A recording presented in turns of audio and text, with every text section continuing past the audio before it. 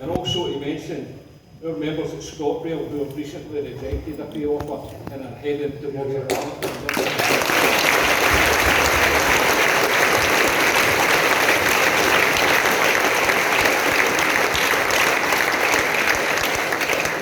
Throughout these disputes, Mick has successfully held politicians and the mainstream media to account on the reasons for these disputes and the continued misuse of public funds to finance these private train operators and their shareholders. It gives me great pleasure to introduce my General Secretary, Mick Lynch.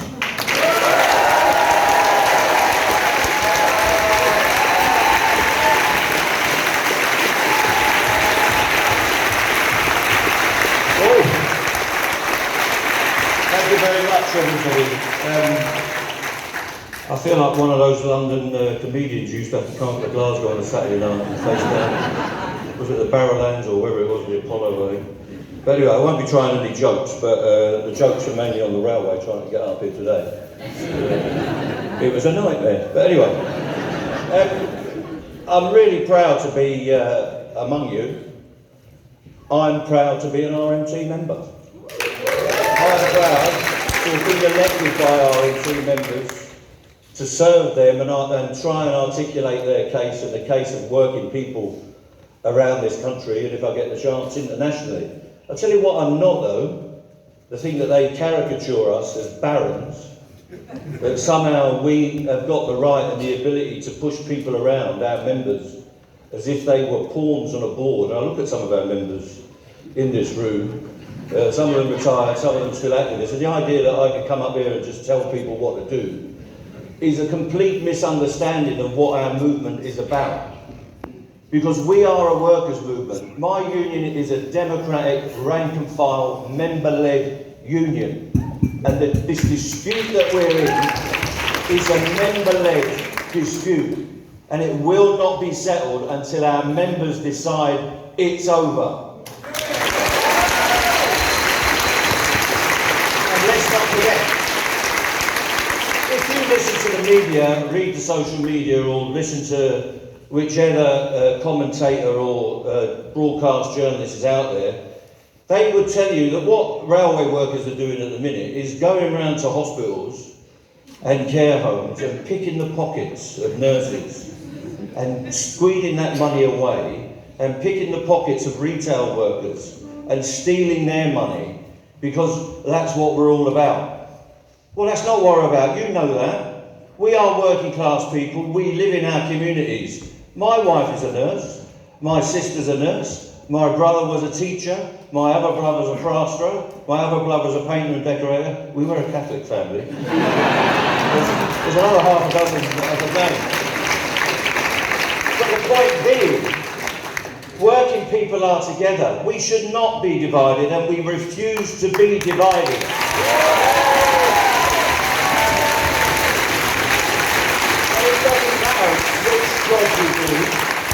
It doesn't matter which sector you're in, and it doesn't matter who your employer is.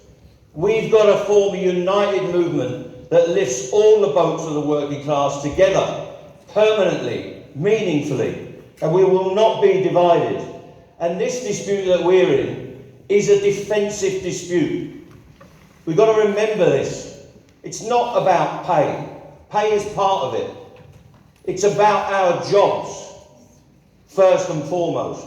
If you haven't got a job, you ain't going to get a pay rise. You haven't got to be an economist to work that out. Do they ever want to talk about that? No, it's greedy railway workers, train drivers' wages.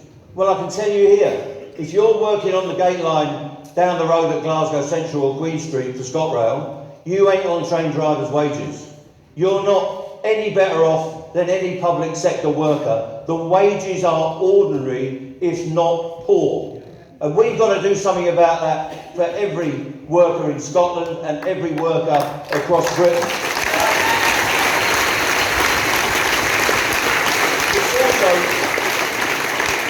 It's also about conditions, and this is vitally important, because conditions are as important in many ways once you've established a decent wage level as the wages themselves, because you spend a third of your time on average if you hadn't doing overtime in the workplace. So the health and safety aspects, the holiday entitlements, the benefits, the sick pay, the time off, the ability to negotiate your rosters, the ability to have a say in working practices, the ability to respond to management attempts at dictating how you work. They're all important. And pensions are a vital part of our conditions. We're fortunate in the railway that we still have most of our people a final salary scheme.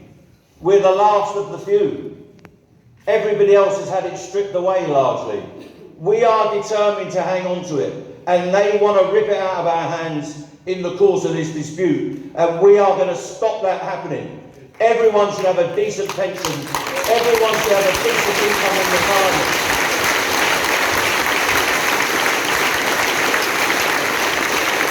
Now, they will tell you, these employers, whether it's in the Royal Mail, in BT, or in hospitality, or anywhere else, that they're being reasonable. We've all got to cut costs. What did Cameron say? We're all in this together. Well, I don't know where he is now, but he's certainly not in here. We're not all in it together. This is a class struggle. Let's make no bones about it. How do we know?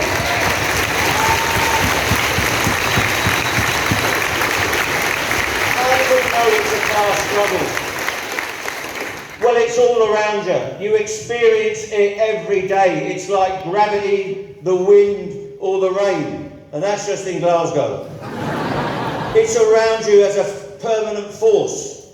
If they're taking away your ability to buy a decent meal, to fend for your family, buy clothing for your kids, to look after your dependents, if they're taking away any meaningful condition above the statutory minimum, don't think they won't change the statutory minimums going forward. If they're taking away your pension, if you haven't had a pay rise for 3-4 years, and in most of the public sector, a meaningful pay rise for a decade or more. And while all that's happening, the stock market's going that way, profits are going that way, dividends are going that way. We've got more billionaires than we've ever had. The rich in this society have never been richer than they are now. That is the definition of class struggle. The question we've got to ask ourselves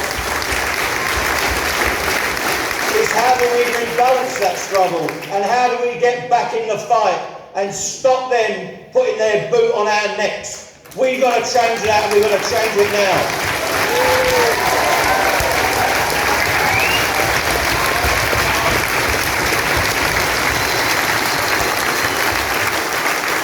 And let me tell you, they thought COVID was the opportunity of a lifetime.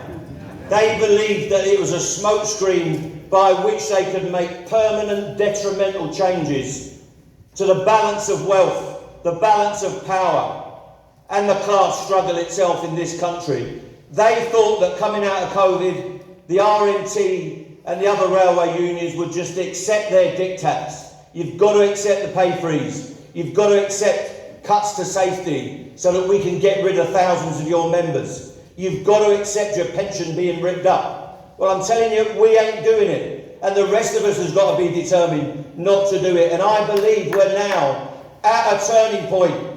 This is the opportunity of a lifetime for us as working people, because I detect a mood out there that people are ready for change. They're ready for the fight back. They're ready for these campaigns.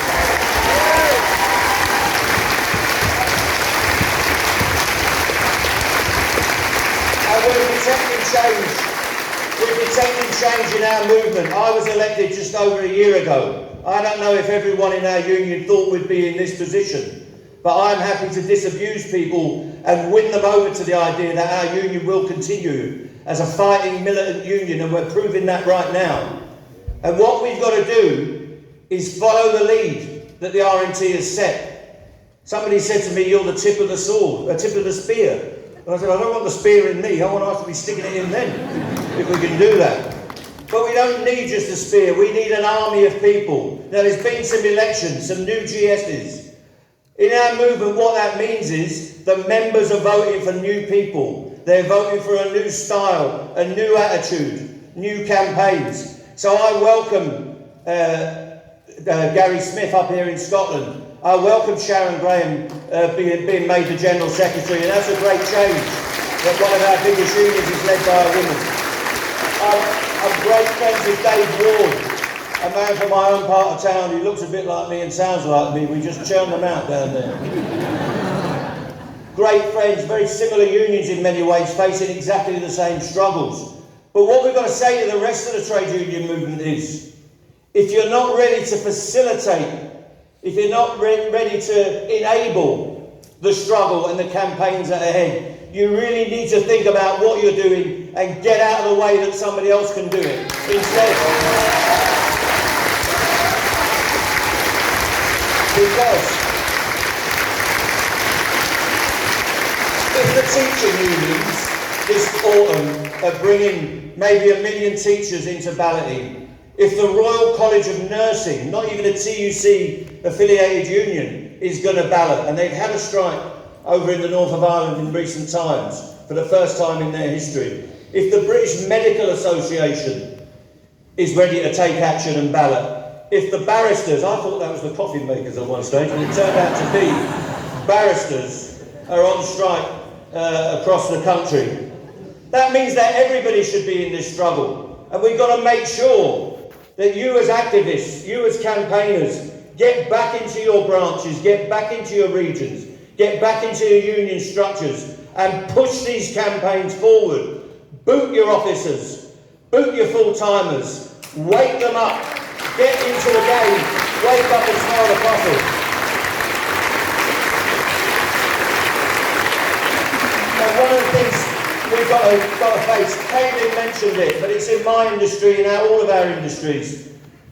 The modus operandi of British capitalism today, and it's as true in Scotland as it is in England or Wales, and I was in Ireland last week, at home as my mother used to say, talking to Irish trade unionists, exactly the same things happening over there, and we've spoken to the French trade unionists recently, it's happening there as well.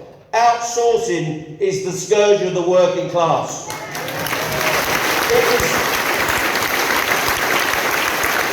subcontracting, casualisation, whatever you want to call it, is the means by which the ruling class deliver lower pay, stripping out those conditions, massive super exploitation, and they also use the opportunity, certainly down south, to divide people of one ethnic background from another. It's going back to the very darkest days of exploitation. We've got to stand up and fight that in the workplace, and we've got to make the politicians put direct manifesto pledges, whether it's nationalist politicians, whether it's socialist politicians or whatever. Outsourcing must stop and insourcing must start immediately.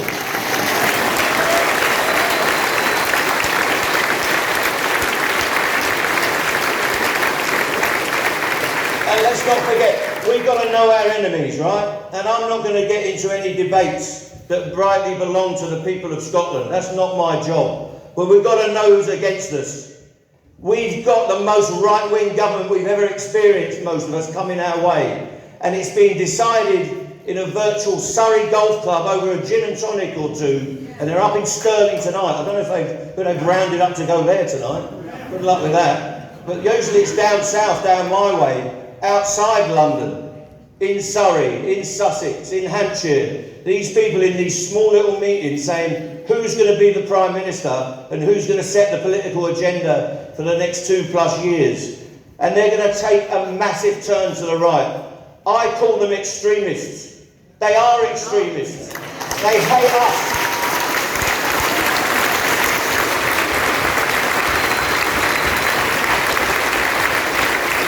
They are going to bring in a set of laws that are virtually trying to make us illegal, make the very idea of debate and protest against poverty will be illegal under Mrs. Patel when she gets her police bill in.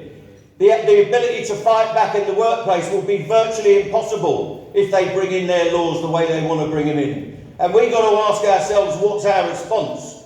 Our response has to be immediate. We need to get on the streets. We need to get our people out of their complacency and out there campaigning against these extreme right-wing militants that we're facing going forward. And that's an immediate demand.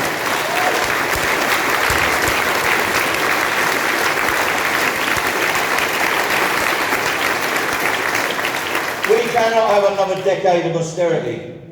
Our response now, as Ros has pointed out and others have pointed out, has to be assertive. We cannot be passive faced with what we've got. And that's what we decided in the RMT. When they're putting us under massive attack, we must have a massive response all across the country, in all the nations and all the regions. And we must come back as the working class. Not just as elements of the working class, one bit leading, the other bit backwards. All workers must be organised. We've got to do that in campaigns. We've heard about Enough is Enough this week. We've got the People's Assembly against austerity. We've got various trade unions that are taking action. We've got to make sure we draw all of those things together in one tidal wave of solidarity, one wave of action, one wave of unity. And we can do that, because what I'm sick and tired of is politicians. I've been hearing this blather since 1978 when I left school. They're not going to do it for us. It doesn't matter which pin they've got in their lapel. The trade unions have got to do it. We've got to plant the trade union flag in every working class community and bring them back to our values. We bring them back to the idea of solidarity, that you support every worker that's taking on a campaign. You support every worker, no matter if you've never heard of them, who's taking on industrial action. You stand with them. You collect money for them. If you get the chance, you take collective action with them on their behalf. What we need now is a simple set of demands, and I don't understand why so-called left politicians can't stand up and say it out loud. We need a real pay rise immediately for every British worker.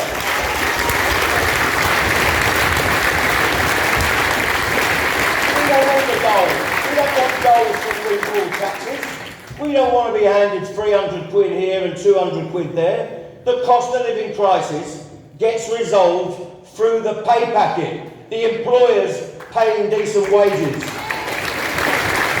We've got to slash those energy bills. Starmer's come out yesterday and says he's going to put a cap on it. It should be going down. Put the cap downwards. Give us a tariff, enforce a tariff by statute law that workers can afford to pay. That's how you solve that issue. You don't allow them to keep their profits and then collect tax off all of us and then give it to the energy companies. That is just nonsense. Take the power into your hands as a political movement and enforce those powers and bring these companies to heel so that they provide energy for the benefit of the people, for the benefit of the economy, and in a way that suits the environment. That's what socialists should be doing.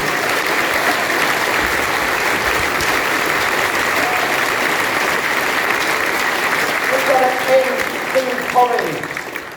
I'm proud to be a worker, I'm proud to be a socialist, I'm proud to be a trade unionist, but I'm embarrassed by the fact that working people in this country have to go to the local church or the temple or the mosque looking for food handouts. That is a national disgrace and it must stop.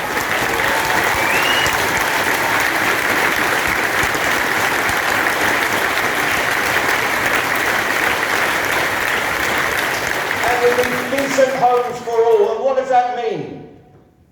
Housing in this country is a national scandal. Social housing is a national scandal. The debasement of housing association that's happened over the last 30 or 40 years, where they've just become fronts from international property developers. Down in London, there's a development near me, 40 levels of tower block, with a little bit of social housing, £600,000 for a one, not even a bedroom, a one unit cell where the kitchen is in the sitting room and the bathroom is next to the bedroom. It's an absolute scandal, and housing associations have gone along with it for far too long. What we need is council, corporation, scheme housing, properly built, not for sale. We need to reverse that policy so that our housing is handed on to the people that follow us, our children and working people that need it after. And finally, simple campaign slogan, tax the rich properly. They don't pay any. The secret of being rich in this country is that you don't pay any tax. We have to pay it, PAYE, we're paying it every week. Every time you get your paycheck, you pay your dues to the taxman, and they do with it what they want. Whether they want to redecorate Boris Johnson's flat, whether they want to bomb another country, or do whatever they want with it, we don't get no choice. The rich get to choose what they pay, because they've got accountants that find them the way to do it. The footballers in this country don't pay any tax. The bosses don't pay any tax. The only mugs that are paying it are us. I'm proud to pay tax, because I want a progressive society. I want a society where all people can live in dignity. And the best way to do that is through tax.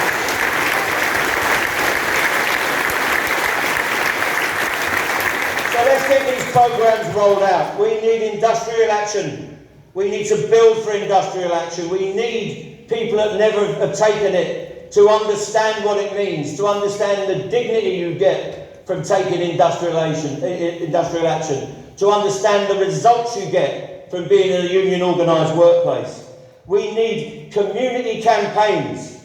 And I'm telling you now, we need to teach working class people again, to mentor them, how to run residents' associations, how to run all sorts of campaigns in their areas, so that the local politicians are put on manners, the regional politicians are put on manners, the national politicians are put on manners, that working class people have a voice.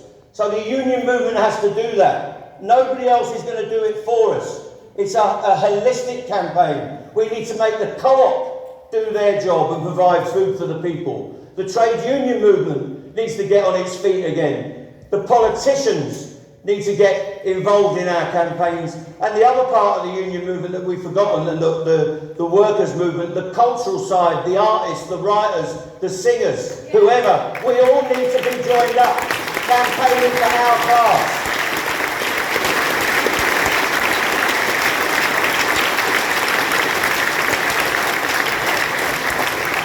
So we must lead. I think the mood is there. I think our people are waiting for us to act.